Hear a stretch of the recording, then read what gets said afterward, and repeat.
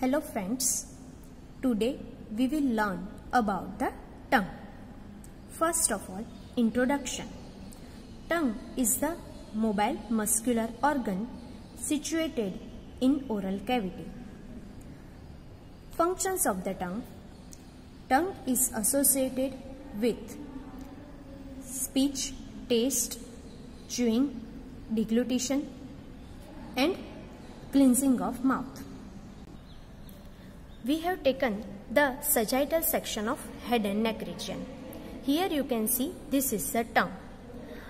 Now the presenting part of the tongue. Tongue has tip, body and root. Body has upper convex surface, inferior surface and two lateral margin which are free. Now first of all, root.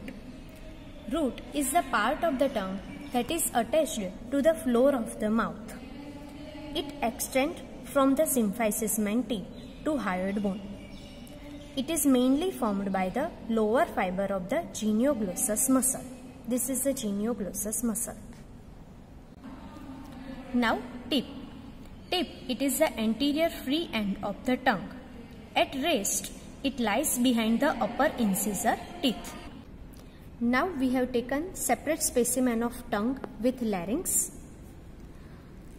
Here we can see this is the body of the tongue.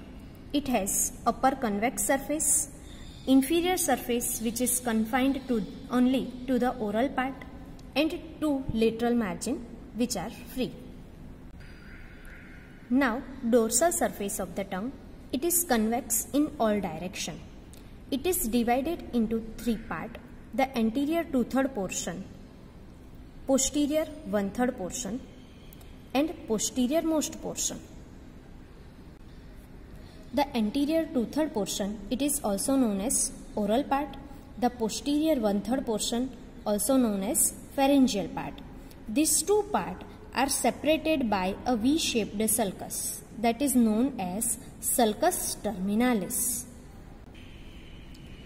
The limbs of sulcus terminalis passes forward and laterally. At the meeting point of these two limbs, you can see here there is a depression. This small depression, it is known as foramen caecum. This is the foramen caecum. This foramen caecum represents the site from which the thyroid diverticulum grows downward in embryo. This oral part and pharyngeal part differ in their structure, function, development and topography. This anterior 2/3 portion or oral part, or we can say presulcal part, it shows the presence of median furrow in the midline. Here the mucous membrane is firmly adherent to the underlying muscle by lamina propria. And this part shows the presence of various papillae. Here you can see many papillae. Each papilla is the projection of lamina propria covered by mucous membrane. There are 4 types of papilla seen in the tongue. There are 4 types of papilla we can see in the tongue. This include circumvallate papillae, filiform papillae, fungiform papillae and foliate papilla. Again you can see circumvallate papillae. These are the circumvallate papillae. Filiform papillae. These are present throughout the dorsum of tongue.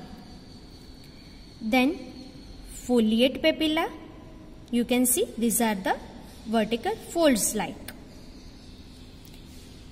And fungiform papillae are present near the tip and near the side. First of all, we can see the circumvallate papilla or vallate papilla. These are the largest papilla. They are about 1 to 2 millimeter in diameter.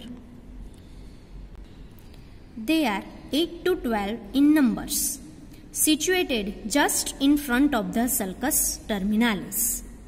These are the cylindrical projection surrounded by a circular sulcus. The wall of the sulcus contains the taste bud. Now, fungiform papillae. They are situated near the tip and margin of the tongue. They are rounded reddish elevation. Here you can see small rounded reddish elevation. These are the fungiform papillae. Now, filiform papilla. They are numerous tiny conical projections affecting entire anterior 1/2 of the dorsum of the tongue. These papillae are devoid of taste bud. Their tip are covered by the epithelial cells which are keratinized, and so that it makes the tongue surface rough, which helpful in grasping the food.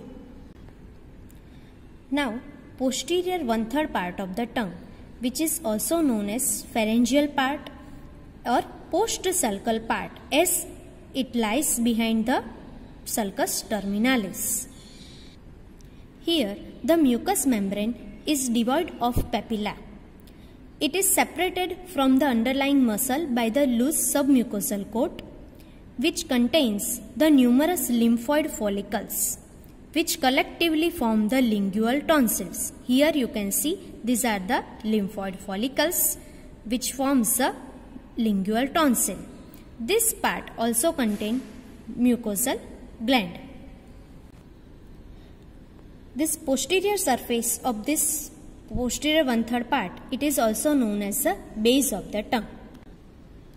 Now, posterior most part of the tongue, it is connected with the epiglottis via 3 folds, 1 median fold and 2 lateral fold. This is the median fold, which is known as median glossoepiglottic fold, as it connects tongue to the epiglottis. So the name is glossoepiglottic fold. Here you can see median glossoepiglottic fold. And here these are right and left lateral glossoepiglottic fold. On either side of the median glossoepiglottic fold, there is a depression. This is known as vallecula. This lateral glossoepiglottic fold separates the vallecula from the pyriform fossa. Here you can see this is the pyriform fossa. Now we can see the inferior surface of the tongue. Here the mucous membrane is smooth and it shows a presence of median fold, that is known as the frenulum linguae. At the base of the frenulum linguae, on each side there is a sublingual papilla through which the submandibular duct open. On lateral side of the frenulum, on each side we can see the another fold which goes upward and medially. This fold is known as plica fimbriata. Between this frenulum linguae and plica fimbriata, there is presence of deep lingual vein. Here you can see the deep lingual vein. Now we will learn about the muscles of the tongue. The tongue is divided into 2 symmetrical halves by the median fibrous septum. Each half contains striated muscles, which are arranged in the 2 groups, intrinsic muscle and extrinsic muscles. Origin and insertion of the intrinsic muscle lies within the tongue, while extrinsic muscle takes origin outside the tongue and they are inserted into the tongue. Intrinsic muscle alters the shape of the tongue, while the extrinsic muscle alters the position of the tongue. There are 4 pairs of intrinsic muscles: superior longitudinal muscle, inferior longitudinal muscle, transversus linguae muscle and verticalis linguae muscles. There are also 4 pairs of extrinsic muscles: genioglossus, hyoglossus, styloglossus, and palatoglossus. Now first we learn about the intrinsic muscles. First of all, superior longitudinal muscle. This muscle lies beneath the mucous membrane of the dorsal surface of the tongue. Here we have taken horizontal section of the tongue. Here you can see this is the median fibrous septum, which divides the tongue into two symmetrical halves. Now this superior longitudinal muscle takes origin from the posterior part of the median fibrous septum.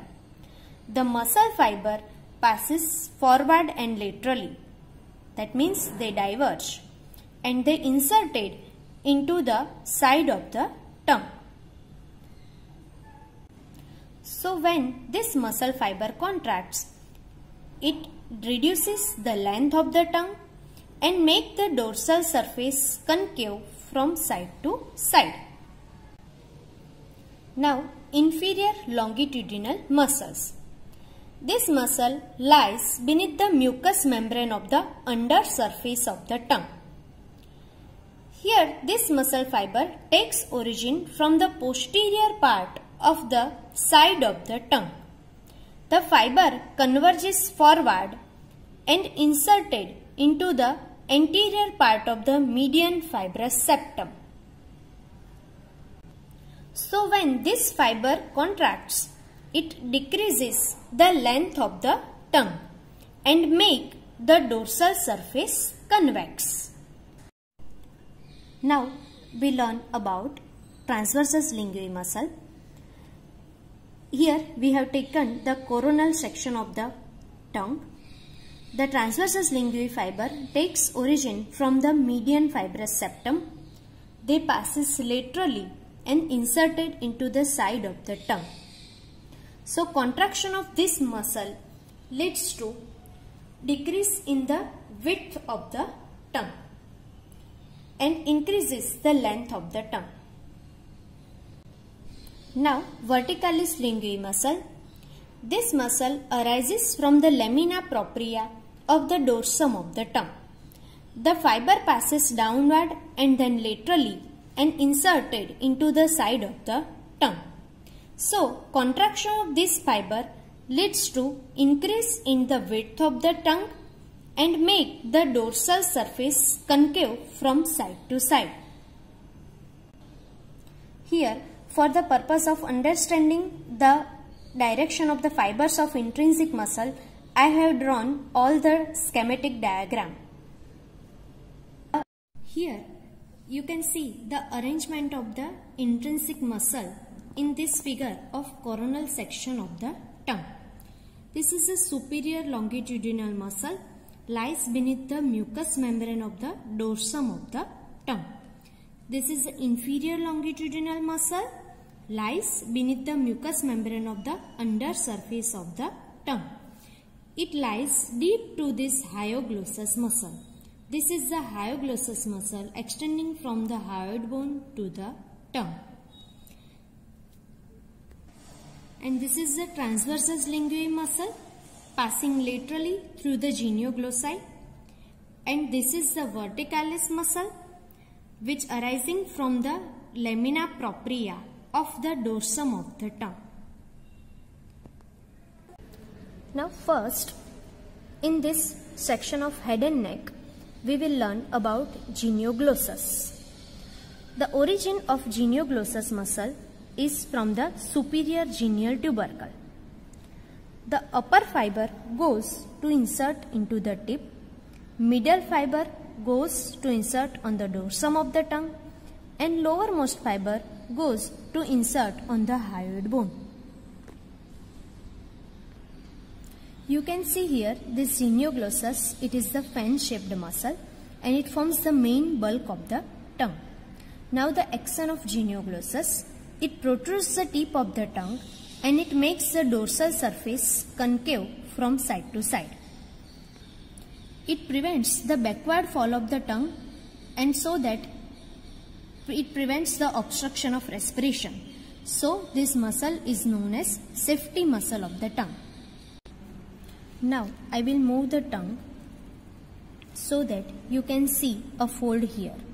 This is the palatoglossal fold. It is connected to the junction of anterior 2/3 and posterior 1/3 of the tongue at its lateral margin. Beneath this fold, we have the palatoglossal muscle. Now, palatoglossal muscle, it takes origin from the under surface of the palatine aponeurosis. The fiber passes downward within this palatoglossal fold and inserted to the side of the tongue at the junction of anterior 2/3 and posterior 1/3. Action of this palatoglossal muscle is it elevates the base of the tongue and it approximates the palatoglossal arches and thus it closes the oropharyngeal isthmus. Here you can see the dissected part of head and neck. This is the mandible. Here we have cut and reflected this mylohyoid muscle, and here you can see this muscle fiber going upward. This muscle is hyoglossus muscle. Here on its superficial surface it is related to this lingual nerve. Here you can see this is the submandibular ganglion, and this nerve, it is the hypoglossal nerve. Here you can see this hypoglossal nerve supplies this hyoglossus muscle. Here you can see the hyoglossus muscle fiber. This muscle takes origin from the hyoid bone, from the greater cornu of the hyoid bone and part of the body of the hyoid bone.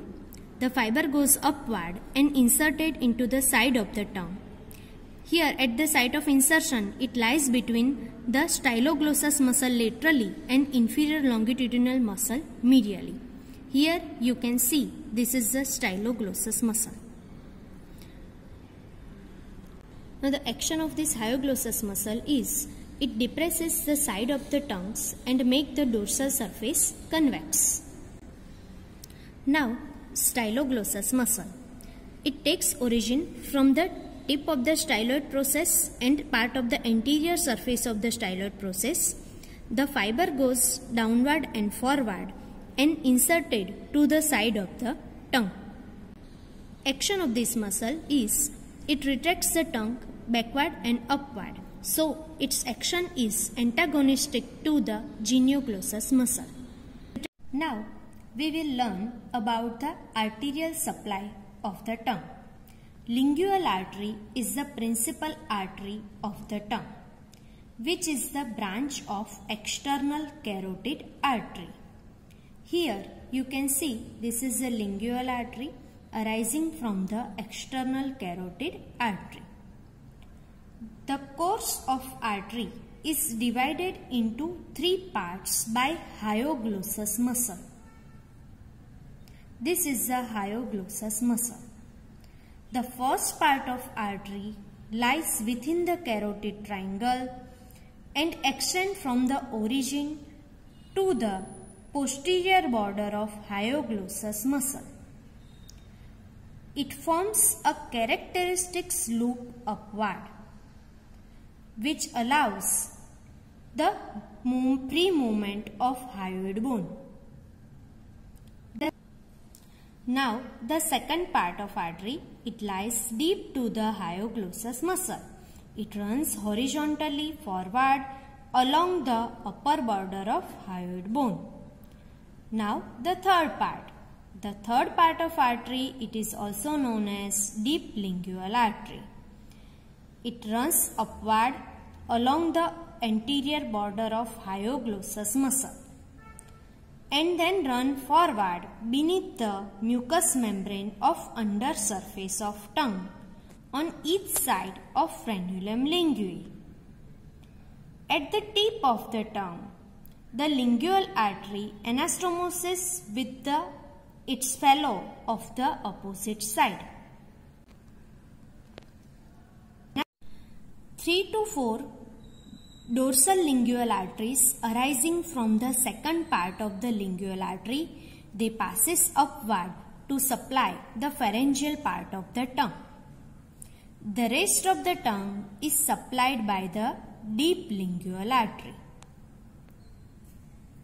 Other branches which supplies the tongue are ascending palatine and tonsillar branches of facial artery and ascending pharyngeal artery, which is the branch of external carotid artery.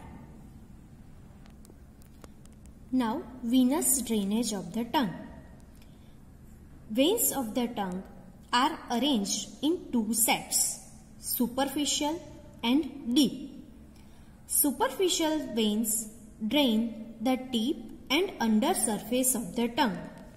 They passes superficial to the hyoglossus muscle and accompany the hypoglossal nerve and end into the internal jugular vein. Deep veins drain the dorsum of the tongue. They accompany the lingual artery. They passes deep to the hyoglossus muscle and terminate into the internal jugular vein.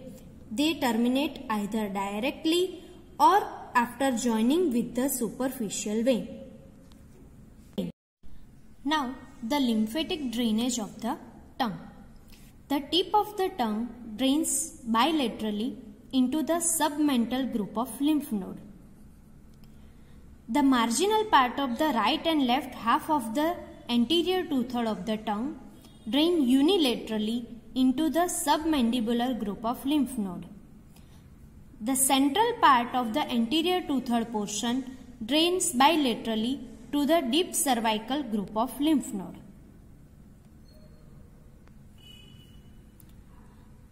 The lymphatics from the posterior one-third and posterior most part of the tongue passes to the deep cervical group of lymph node. It drains bilaterally.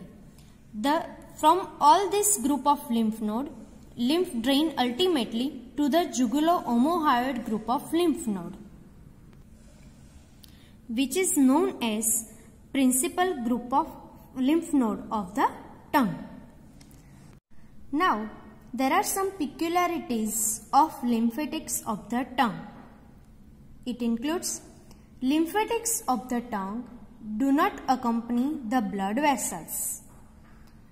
The tip of the tongue, it has richest lymphatic drainage. So the cancer affecting the tip of the tongue spread to all the cervical lymph nodes of both the sides. Now, nerve supply of the tongue. First of all, motor supply. All the muscles of the tongue, all intrinsic and extrinsic, are supplied by the hypoglossal nerve, except palatoglossus muscle, which is supplied by the cranial part of accessory nerve via the pharyngeal plexus. Now, secretomotor supply to the anterior lingual glands. Here, the preganglionic fiber arising from the superior salivatory nucleus. Then the fiber passes through the facial nerve, its cauda tympani branch. Then cauda tympani nerve joins with the lingual nerve. So the fiber passes through lingual nerve, which relays into the submandibular ganglion. From submandibular ganglion, postganglionic fiber passes through the lingual nerve and supplies the glands. Vasomotor fiber, they are derived from the sympathetic nerve, which surrounds the lingual artery.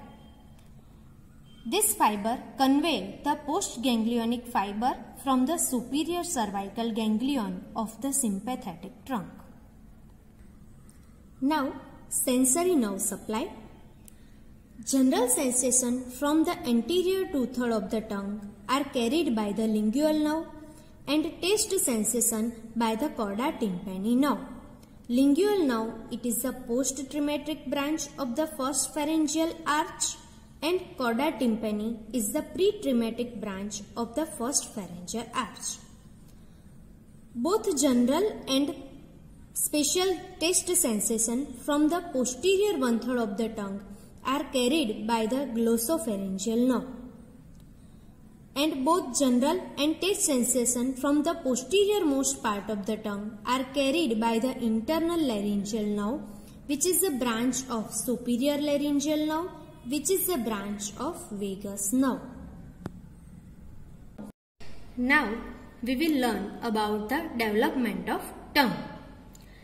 This is the embryology model for the development of tongue, which is frequently asked in Viva exam. We can learn the development of tongue under three headings. First is development of the epithelium or mucous membrane, then development of the muscles, and development of the fibrous stroma. Mucous membrane of the tongue developed from the endoderm of the floor of the pharynx. Here you can see two swellings appears in the relation to the floor of the first arch, that is known as lingual swelling. These are the two lingual swellings. Another swelling appear in relation to first and second arch, that is hypobranchial eminence. This is the unpaired swelling. Another swelling appears in relation to the second, third and fourth arch, that is the hypobranchial eminence. The transverse groove appear in the hypobranchial eminence and it divides it into the anterior part and posterior part. Now the anterior 2/3 of the tongue is developed by the fusion of these two lingual swelling with the tubercular impar. So here you can see the anterior 2/3 of the tongue is mainly developed from the first pharyngeal arch by the fusion of the two lingual swelling with the tubercular impar. This posterior 1/3 of the tongue is mainly derived from the anterior part of the hypobranchial eminence, which is mainly formed by the third arch. This posterior 1/3 fuses with the anterior 2/3 part and it is separated by this sulcus terminalis. And this posterior part of the hypobranchial eminence, which is mainly derived from the fourth arch, gives rise to epiglottis and posterior most part of the tongue. This composite development of the mucous membrane of the tongue is represented by its sensory nerve supply.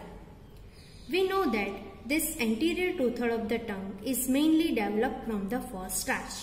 So it is supplied by lingual nerve, which is the post-traumatic branch of the first pharyngeal arch, and another is cauda tympani nerve, which is the pre-traumatic branch of the first pharyngeal arch.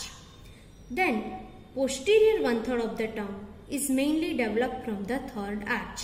So it is supplied by glossopharyngeal nerve. While the posterior most part of the tongue, including vallecula, develops from the fourth arch, so it is supplied by the internal laryngeal nerve, which is a branch of superior laryngeal nerve, which is a branch of vagus nerve. As it is developed from the fourth arch, the nerve of fourth arch is internal laryngeal nerve. Now the development of muscles. The muscles of the tongue are developed from the occipital myotome. So they are supplied by the hypoglossal nerve, which is a nerve of occipital myotome. Palatoglossus is the only muscle of the tongue which is supplied by the cranial accessory nerve via the pharyngeal plexus, as it is developed from the pharyngeal arch. Fibrous stroma of the tongue is developed from the mesoderm of the adjacent arches.